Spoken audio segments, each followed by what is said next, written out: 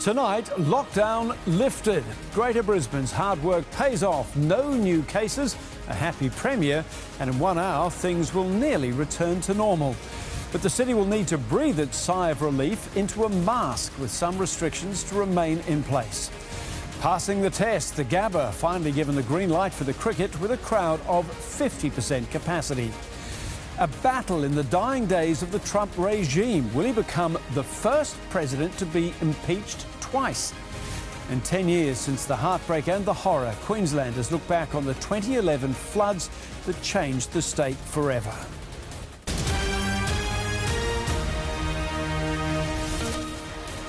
This is 10 News First Queensland with Hugh Riminton. Good evening. Well, first tonight, it worked. Health authorities are cautiously optimistic they have got the upper hand on the dreaded UK strain of COVID. Greater Brisbane's snap lockdown will lift in just over an hour. Contact tracing efforts continue, but so far there has been no spread from the hotel cleaner at the centre of the scare. The news couldn't be better.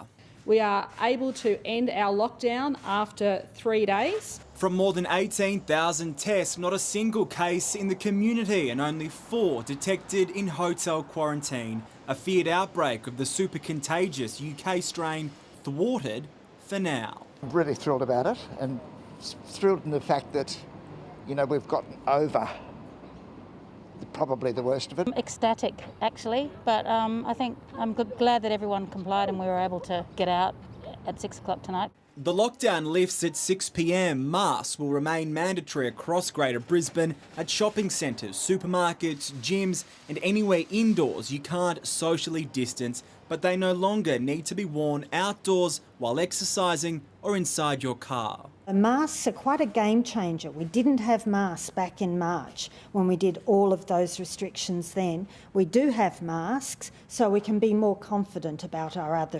strategies. Given what the rest of the world's going through, a very small price to pay for safety.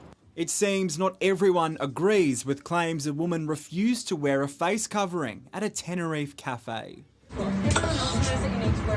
A raft of other restrictions will remain for the next 10 days. It's back to 1 person per 4 square metres at indoor venues, double that for outdoors. You'll have to sit down to eat and drink, and there's no more dancing. I think it's going to be steady, something. I don't think we're getting back to the normal. And all the people should follow rule and regulation. Weddings and funerals are capped at 100 people, but you can have 20 people at your home instead of 2. And after days of uncertainty, finally confirmation. The 4th test will go ahead at the Gabba. Fans will have to wear a mask as they enter and exit the stadium, but not at their seats. Crowds will be capped at 50% capacity, around 18,000 spectators. We're really excited about welcoming both the Australian and Indian cricket teams and delivering a test match here next week at the Gabba. Hundreds of close and casual contacts of the hotel cleaner at the centre of the scare have tested negative. How she managed to catch it in the first place is still being investigated. Well, John Paul Gonzo joins us now from South Bank. JP, Brisbane is not out of the woods yet. Not by a long shot, Hugh. The real test is over the next 10 days. That will make or break if we see any further restrictions or even another lockdown. That could be triggered if we see another case of that UK strain of COVID out in the community. Testing numbers have been pretty solid over the past few days, more than 18,000 today. The Chief Health Officer is happy with that, but she does want to see more people come forward, particularly anyone showing symptoms. So, Hugh, while there certainly is a lot to celebrate, tonight we really cannot get complacent. The next 10 days will be crucial in the battle against COVID. OK, John Paul, thank you. The homicide squad is hunting the person responsible for a fatal stabbing attack in a central Queensland town overnight. Pippa Sheehan joins us now with the details. Pippa, what happened? Well, Hugh, police say the alleged attacker is the person that can help answer that question tonight. He remains on the run and police are appealing for the public's help in tracking him down. Around 11:30 last night, a 20-year-old man and two women were walking through Ingham when they were approached by another man. It's then police say the two men argued and that 20-year-old Josh Hyde ended up with a serious stab wound to his stomach. Police and paramedics did everything they could. He was rushed to Ingham Hospital in a critical condition, but within an hour he'd sadly passed away. Today, two crime scenes were guarded by police, including a skate park across the road from where the victim was found. Investigators this afternoon appealing for community calm. It definitely wasn't a random attack, and I don't think that there's somebody out there in the community that's running around with a knife that we need to be concerned about. We know who this person is as a person of interest, and we're seeking to speak with him in the very near future. Police say that the women know the man involved, but it's unclear whether the two men knew each other. At this stage, no weapon has been found. OK, Pippa, thank you. 4 children and an adult have been hospitalised after a Rockhampton home went up in flames. Neighbours tried desperately to put out the fire, spraying garden hoses as they waited for emergency crews to arrive. Nearby streets were shut as the house was engulfed, with residents fearing the fire would jump to other properties. Guy ran over, got the hose and started, and not that that did much, but they didn't tell me to go away, so obviously they didn't mind that bit of extra water going on there. It took 3 crews several hours to put the blaze out. The cause of the fire is currently under investigation. Indian cricket players and fans are demanding Cricket Australia use an iron fist to stamp out racism after fast bowler Mohammad Siraj complained of racial abuse during play yesterday.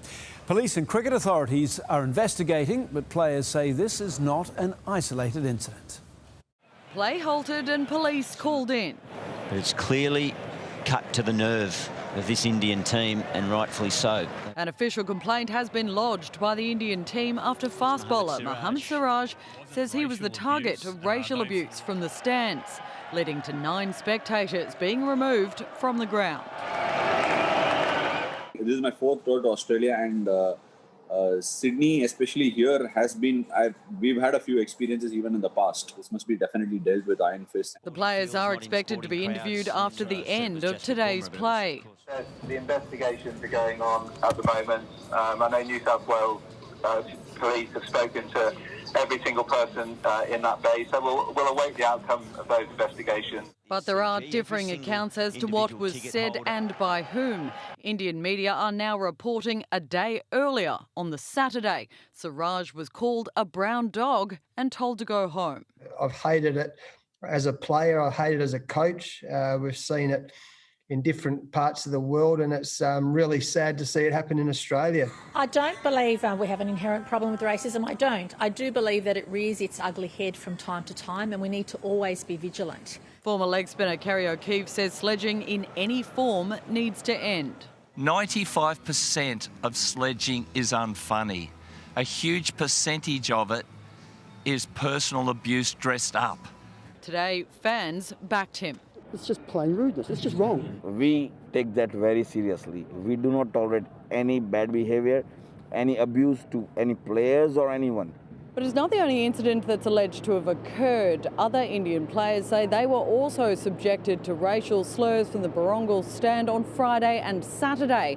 And one Indian fan has told 10 News First that she was targeted during yesterday's play. And he was in his 60s, I would guess. He says, these trashy Indians. She says she won't be deterred from going, but hopes attitudes can change. There's only so much you can do. You can't change people, but the realisation does need to come from within. Ursula Hager for 10 News First. A decade since the devastating 2011 floods that claimed lives and homes, Queensland residents who won a right to compensation in the courts are still yet to see a dollar, with legal stalling and appeals continuing to drag the process out.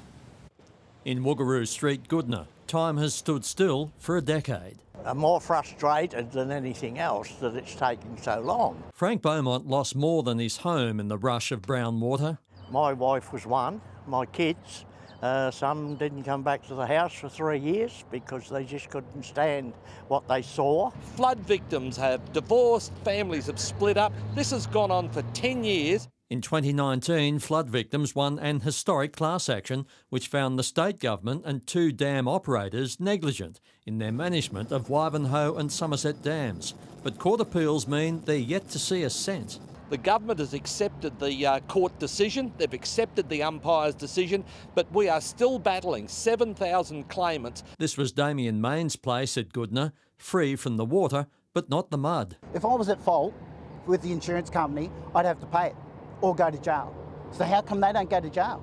How come they can get away with this? Goodna councillor Paul Tully, also a flood victim, says there needs to be a legislative cap on class action payout deadlines and some common decency.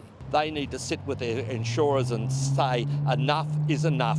Pay the people. It's a story awash with numbers. 10 years, 3 parties found to have been negligent, 2 of them lodging appeals against the court's ruling, but only 1 willing to make any sort of comment, albeit a conciliatory one. It's a timely reminder for us to think about those times. The victims have been for 10 years. They now wait for the latest appeal to pass through the courts in May. Tim Collins for 10 News First. Well, new impeachment proceedings against US President Donald Trump are set to begin within hours. Democrats and some Republicans have accused him of inciting last week's fatal violence on the Capitol building. This morning, he finally authorised the flag above the White House to be lowered to honour the policeman who lost his life defending members of Congress. Police form a guard of honour at the base of the US Capitol to recognise the sacrifice of Officer Brian Sicknick, the human cost of Wednesday's attack laid bare. As the hearse was passing the site where he died, new video began circulating showing a policeman being dragged down the western stairs and then speared with a flagpole. The injured officer is yet to be identified.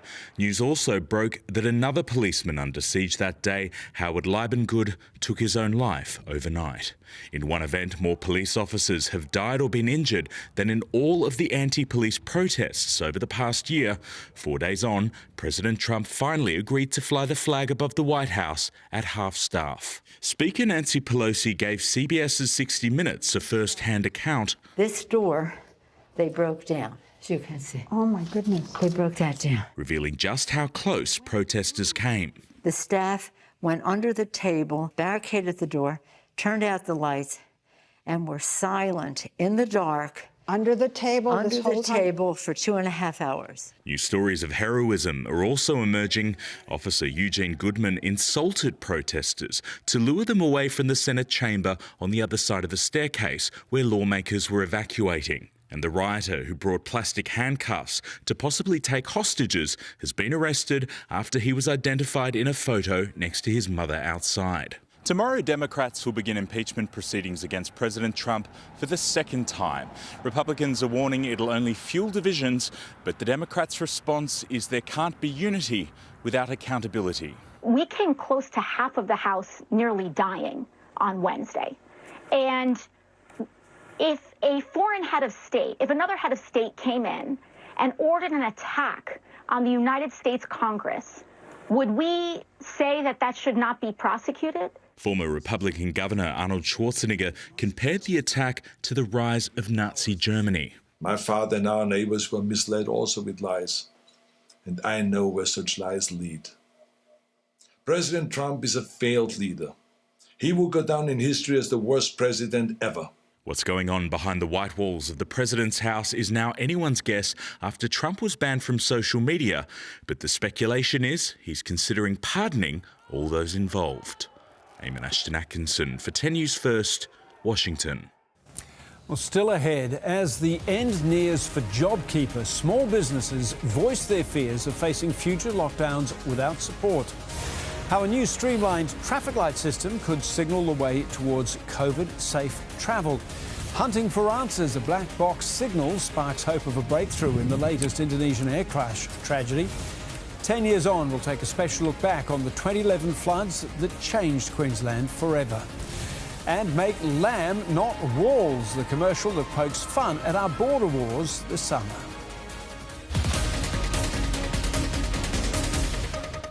price. Auto Leaders are the dealer alternative. We'll match their price and give you a 6-month, 10,000 kilometre warranty. Go to autoleaders.com.au.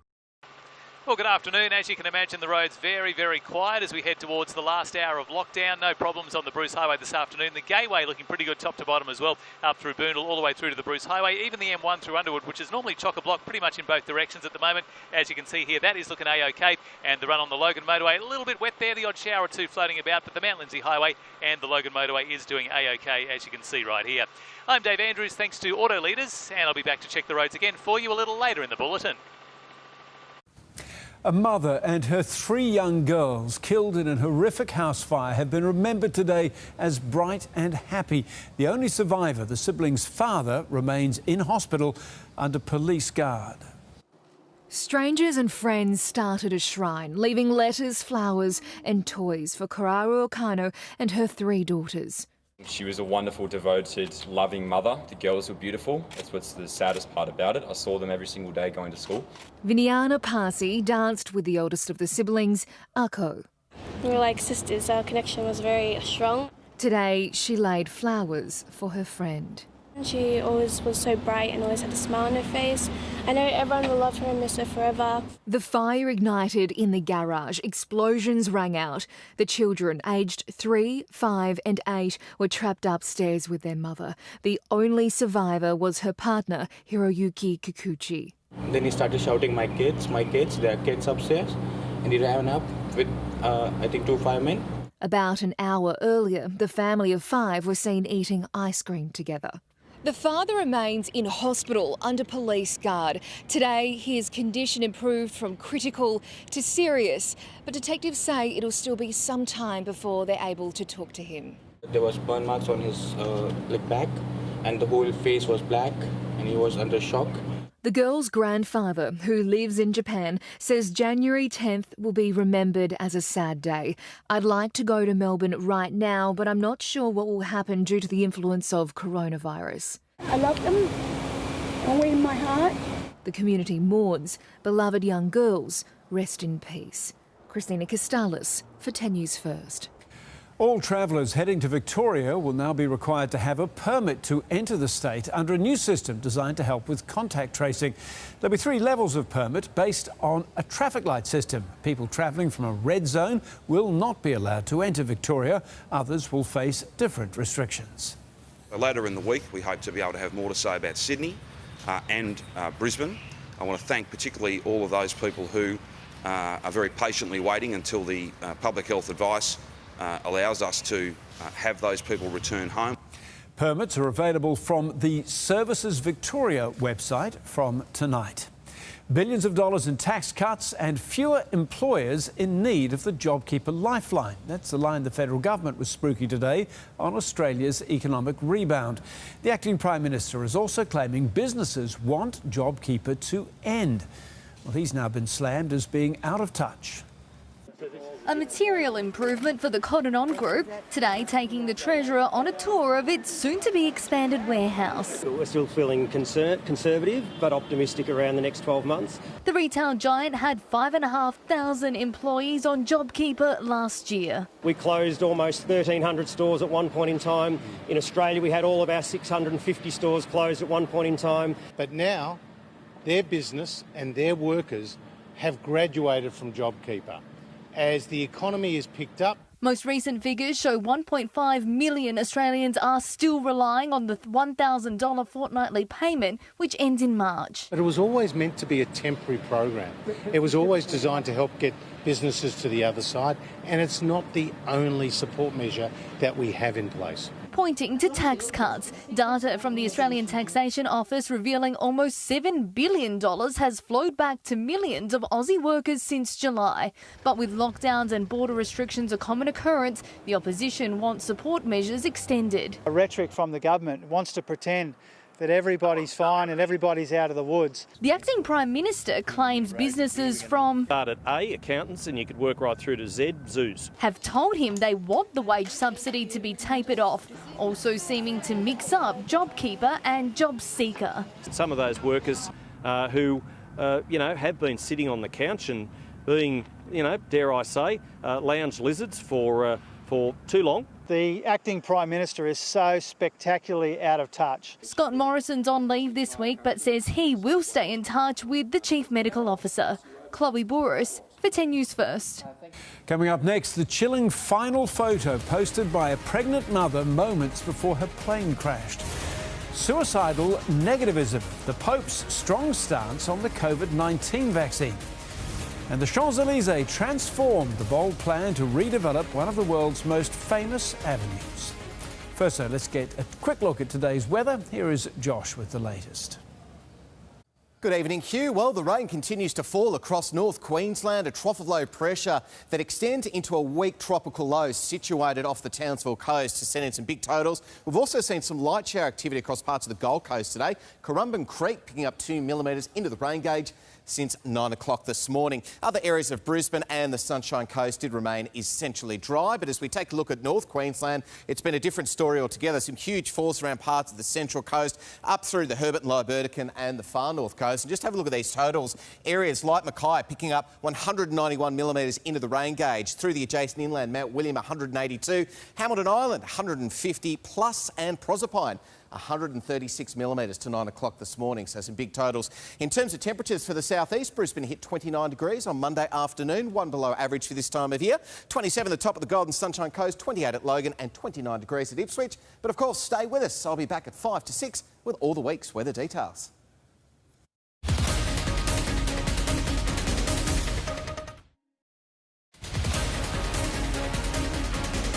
Welcome back. Indonesian divers have located the black boxes of the Boeing 737 that plunged into the Java Sea on Saturday.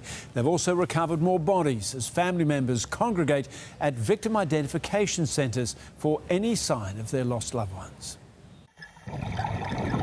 Armed with a sonar device, Navy divers uncovered the debris 23 metres deep. They know where the black boxes are located, but recovering them is no easy task. The Search and Rescue Director telling reporters they'll try anything to retrieve debris or victims. The quicker they can find victims, the better. Overnight, crews recovered the engine, other parts of the plane and more bodies, piece after piece, pulled from the Java Sea, placed on the pier and sprayed with sanitizer. And after dawn, more than 50 ships were deployed for the recovery operation. There were 62 people on board the Boeing 737, including 7 children and 3 babies. This pregnant mother posted a picture of her daughter and nephew minutes before takeoff. The captain is a former Air Force pilot with 30 years flying experience. His distraught wife and daughters are among those anxiously waiting for any update. This father is 2, his daughter, a 23-year-old air hostess. Her brother says they're praying everything goes to plan so the plane and people inside can be recovered. Flight tracking data shows the plane was just 4 minutes into its journey when it suddenly plunged into the Java Sea. The cause of the crash, for now, remains a mystery, unlikely to be resolved until those black boxes can be retrieved from the wreckage. Paris Martin for 10 News First. In the US, the aftermath of the assault on Capitol Hill might still be dominating the headlines, but the COVID crisis is also worsening daily. For a second straight day, the US reported a record number of cases, more than 278,000 new infections and close to 4,000 deaths. In Los Angeles alone, more people are dying of COVID each day than of all other causes of death put together. In Washington, lawmakers have been warned they may have been exposed to COVID during the riots. All of those who were exposed have been tested. They're now waiting for results. 7 immunisation sites are about to open to the public across England in the next stage of a mass vaccination campaign. The country is on course to have all its most vulnerable immunised by the middle of next month and the rest of the population by September or October. The last couple of months have been ridiculous, not going to lie. It's been a huge amount of work that everybody has just pulled together. And we've done a lot of long hours, but this is exactly the reason why we've done it. More than 2 million Brits have already either had the first shot or been fully vaccinated. But with infections still over 50,000 a day, it is expected to be many weeks before numbers dramatically fall. In Spain, the army has been called out as heavy snow complicates the delivery of the vaccine. 300,000 doses arrived in Madrid just as Storm Filomena broke over the city, dumping half a metre of snow and stranding thousands of travellers. Police escorts and road clearing crews were swung into action to ensure the vaccine made it through to delivery centres. An ambitious transformation of one of the world's most famous boulevards has been given the green light by the mayor of Paris. The Champs-Élysées is being greened up. Space for cars will be cut in half. Much of the famous avenue and surrounding roads will be closed to traffic, and tunnels of green will be planted for shade and to improve air quality. Sadly, the $400 million project will not be ready by the time Paris hosts the Olympics in 2024. A 3-year demining operation has finally come to an end in the Palestinian territories, allowing services to resume at one of Christianity's most holy sites. Franciscan monks marked the Epiphany for the first time in more than 50 years at a shrine said to be where John the Baptist baptised Jesus. The former war zone in the Jordan Valley was littered with landmines and unexploded ordnance. Stay with us, still to come. The figures are in, the eye-watering amount we spent during the Black Friday sales. And playing on our border issues and political wars, this year's lamb ad spares no prisoners.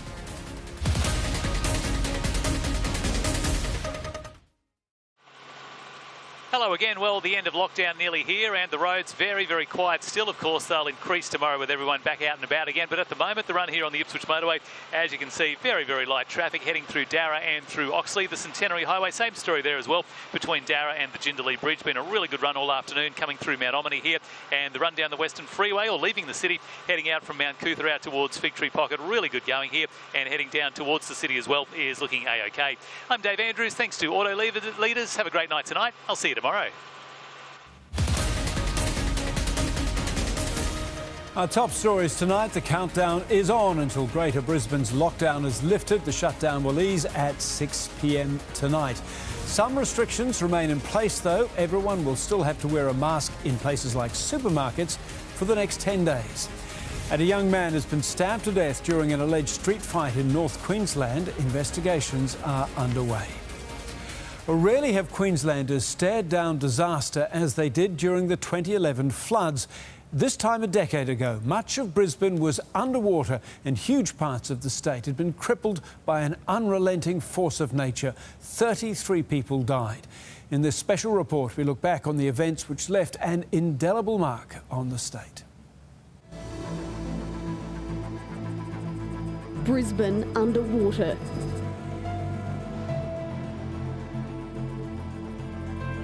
This is it, this is all I've got. I've got nothing else.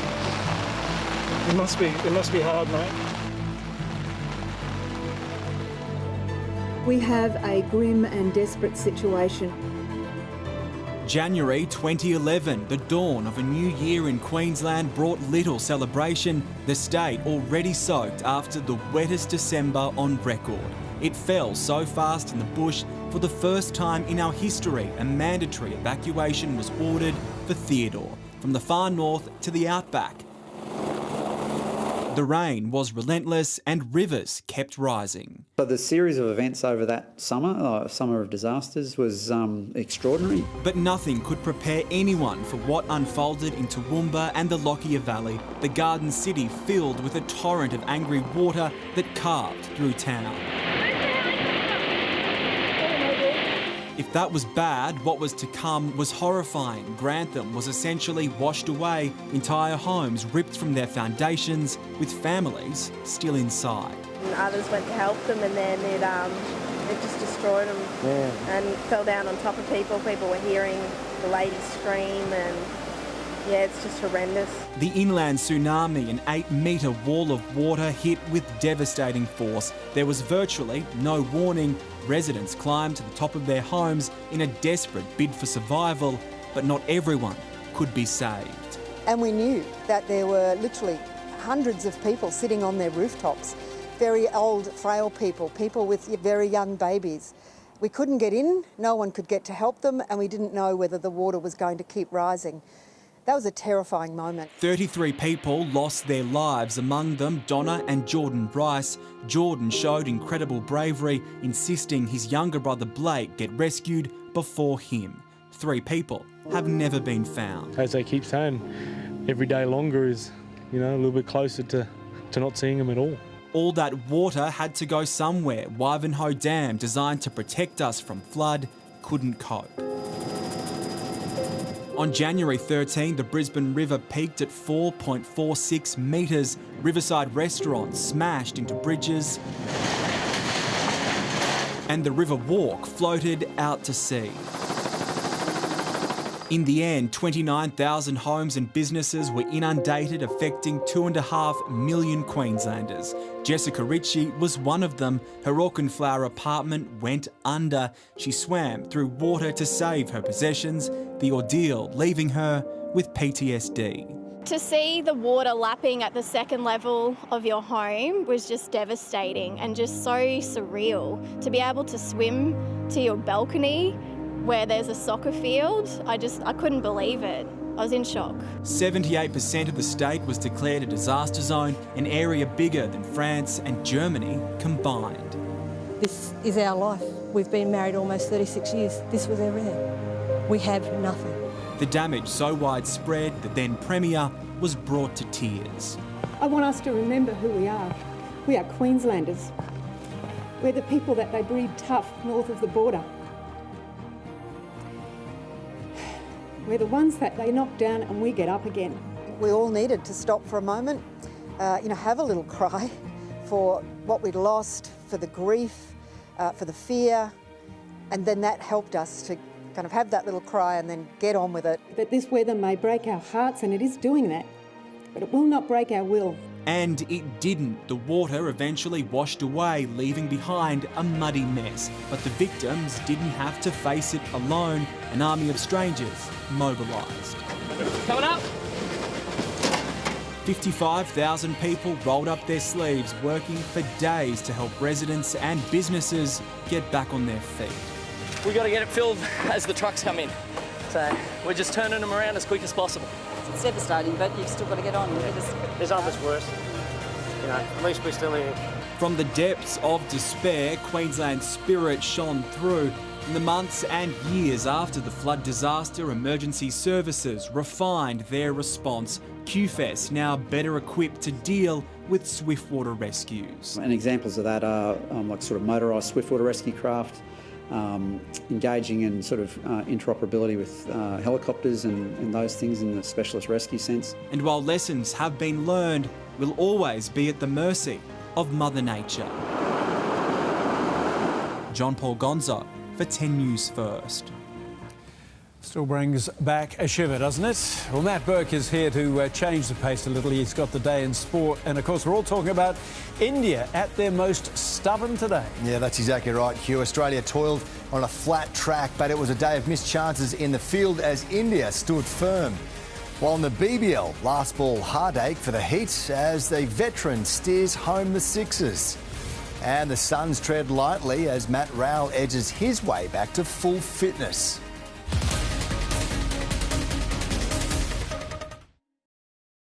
If your car is serviced at a dealer because they gave you a capped price, Auto Leaders are the dealer alternative. We'll match their price and give you a 6-month, 10,000 kilometre warranty. Go to autoleaders.com.au. Good evening. India have pulled off a remarkable day of cricket to draw the third test at the SCG. Australia taking just 3 wickets on a frustrating day where several chances were put down. Rishabh Pant put the visitors in a sniff of victory, but the target was just out of reach. 8 wickets on day 5. That was the equation for an Aussie victory. Yeah! Oh, there's a little one. Wade takes the catch and Nathan Lyon gets his first wicket of the test match. Ajinkya Rahane gone in just the second over. You got the feeling this could be over quickly. Pant advances, blazes away over the offside, clears the lot. Or maybe not. Rishabh Pant moved up the order, and what a masterstroke it was. Brutal, aggressive, more like the Big Bash than day 5 of a test. He's got a lot of bat on it again. 2 in a row from Pant. He got a bit of luck and never looked back. Holding on for a draw, not the mindset. He was chasing that miracle victory. More runs for Richard Part. He races to 97. An extraordinary innings, not quite a fairy tale. He advances and he goes! Richard Part denied one of the great centuries. The mood dropped when Will Pukowski went down, sent for scans on his shoulder, but the Aussies powered on. Pajara gone for 77. Bowled in!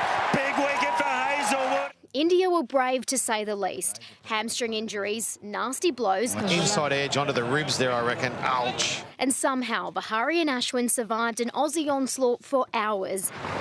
That's it! Edge down! Payne grasps it and it punches out of his hand. India holding on for a famous draw. The Border Gavaskar Trophy still up for grabs. Next and final stop, the Gabba. Emma Lawrence for 10 News First. Cricket Australia have confirmed the fourth test will go ahead as planned at the Gabba after lengthy conversations with the BCCI and Queensland government. Crowd numbers will be slashed to half capacity, with masks mandatory for everyone while entering, exiting or moving around the stadium. A great amount of work, planning, due diligence to go in to make sure that we can move to Brisbane safely. And on the basis of yesterday's discussions, we are full steam ahead. Australia and India will head to Brisbane tomorrow. BBL fixtures remain up in the air, with the Heat waiting on an answer on whether they'll be able to travel to Melbourne in the coming days. Overnight on the Gold Coast, it was the Sixers that reclaimed top spot thanks to some late heroics from Dan Christian.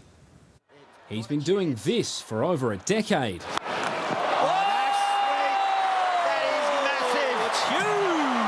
But stopping Dan Christian isn't an easy task, even if you're his former BBL team, the Brisbane Heat. Last ball, one to win. And he does it. Just too much experience. Dan Christian's a serious player. It looked like we were probably going to get it done in 17 or 18 overs, so to get to the last ball probably wasn't quite what we planned. The Sixers back on top of the BBL ladder. His 61 not out from 38 balls, a masterclass in T20 batting. Yeah, it's a great sign, isn't it, for us to get over the line the way we have. Given that we don't feel like we're playing our best cricket just yet, we got towed up the other night against the Scorchers. It leaves Brisbane outside the top 5, and it could have been oh so different. Catch it's the call. It's not our first close one this year, so it hurts a little bit. That pain was quickly replaced with uncertainty. Border restrictions and Brisbane's lockdown mean the Heat's upcoming 4-match road trip to Melbourne is under review. We've got to be ready as cricketers to adapt to that and play when asked to play. Either way, every game from now is crucial. Josh McLean for 10 News First. Suns young gun Matt Rowell continues to be put in cotton wool despite nearing full fitness. The 19-year-old midfielder has been cleared by medics to start full contact training, but didn't join his teammates on their first day back. Instead, remained in the rehab group. Yeah, it's hard because he's very, very keen, enthusiastic. We don't want to knock that out of him, but you know, he's learned a bit too in this season throughout being injured and then the off season. So, you know, I think it's going to have a longer lasting effect on him. New assistant coach Reece Shaw is due to arrive at the club early next week. Leeds United have been dumped from the FA Cup in a loss to Crawley Town, a team 3 tiers below them and with a reality TV star on the books. I'm getting a bit emotional now. Yeah, it's been a tough road. That means a lot. And there was nothing between the backyards and the benches as Marine hosted Tottenham. The homes bordering the pitch were the only ones who could attend the biggest mismatch in FA Cup history. Spurs smashing 5 past the side, 8 tiers and 161 places beneath them. After trash-talking Cleveland all week, Pittsburgh was hit with the karma bus on the first play of their wildcard game. And they start with a horrible snap all the way back to the 2-yard line, and the Browns bounce it into the end zone where they wind up with a touchdown. And the Browns blitzed the Steelers. Baltimore beat Tennessee and rubbed it in by dancing on their logo. And New Orleans knocked out Chicago, prompting coach Sean Payton to celebrate in the slime. Steph's Curry's entree was hot, wowing us in the warm-up, but we wouldn't show you what he served up during the main course. The Warriors guard with a career worst shooting performance in his team's win over the Raptors. Frustrations also boiled over in the Lakers-Rockets clash. Oh, look out! Markeith going after Boogie.